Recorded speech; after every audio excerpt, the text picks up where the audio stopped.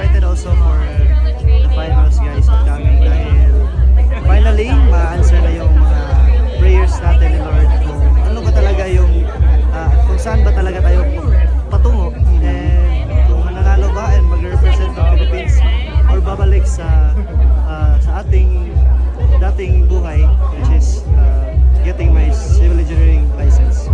So yun, I'm so excited guys dahil finally masasagot na talaga. And ilalaban natin to guys. I will fight this dahil huling laban ko na to sa pageantry. And of course, we're praying for the best for you, Kenneth. Salamat. Thank you Mami Jay sa lahat ng support nyo throughout my whole pageant journey. Nandito po kayo.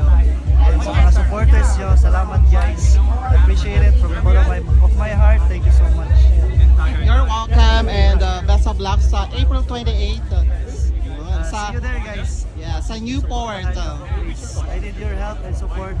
Pag narinig ko yung shout nyo, mas mai-inspire pa ako na ilalaban talaga natin guys. By the way, how did you spend your Holy Week though? Holy Week, fortunately umuwi po ako kasi namatay po yung lola ko. But I spent it with my family, with my friends, nag-relax, nag-unwind po ako. Dahil medyo na-stress ako here, but now I'm back and I'm fresh and ready to fight for the pageant. Yes, bonggang-bonggang, fresh, and napakagwapong Kenneth Kabungkal all the way from Dumaguete City. Thank you, Kenneth, and I'll see you on April 28th.